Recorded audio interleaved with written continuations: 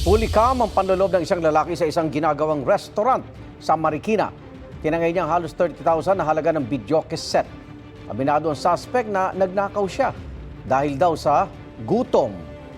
May unang balita si EJ Gomez.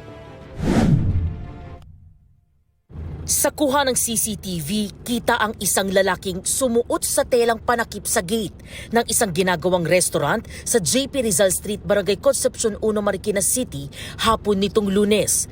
Tumambay siya ng halos 7 minuto hanggang sa inakyat na ng lalaki ang gate at pumasok sa restaurant.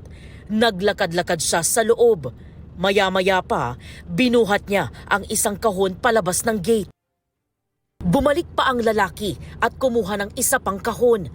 Nilusot niya ang mga kahon sa ilalim ng gate at saka muling sumampa palabas ng restaurant. Isinakay niya sa sidecar ang mga ito at saka umalis. Kwento ni Celso na bantay ng restaurant, natangay ng sospek ang halos 30,000 pesos na videoke set na gagamitin daw sanang pang KTV sa ginagawang hotpot restaurant. Pumunta raw ang sospek sa lugar isang araw bago ang pagnanakaw para manghingi ng mga kalakal. Pumayag daw ang may-ari ng restaurant. Kinaumagahan, bumalik daw ang sospek para kunin ang mga natirang kalakal. Hapon nang siya ay nanloob at nagnakaw sa restaurant. 1:15 PM, ayun po, bumakod po siya dyan, tapos kinuha niya po yung pang KTV set, yung mga amplifier po, wireless mic. Sinira niya po yung bakal doon na nakaharang. Tapos may box po kasi dyan sa labas, yung mga parang package na tinapon na rin. Doon siya dumaan. Ang sospek, bumalik pa raw ulit sa lugar umaga kahapon para muling manghingi ng makakalakal na karton. Pinipilit po ako pero tinatanggihan ko naman siya. Pero talagang pinipilit niya, parang gusto niya talagang pumasok. Hindi ko siya pinapasok kasi nga baka po mayroon siyang dalang kutsilyo kasi naka-jacket po siya. Ayon sa barangay, residente ng Barangay Tumana ang sospek na dati na raw sangkot sa ilang insidente ng nakawan sa iba't ibang lugar sa Marikina.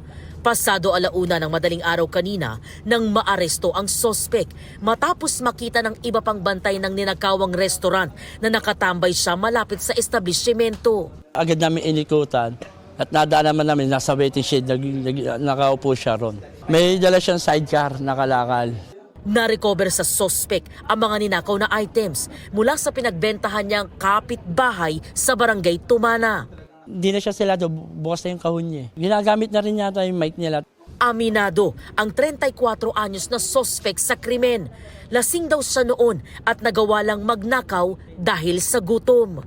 Lasing po ako. At wala po akong kain. Binanta po. Doon sa lugar po namin. 500 lang po. Binibili ko ng pagkain. Nangingi po akong pasensya sa kanila sa abala ng ginawa ko po. Hindi na po maulit.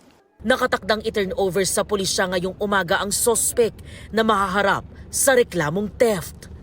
Ito ang unang balita. EJ Gomez para sa GMA Integrated News.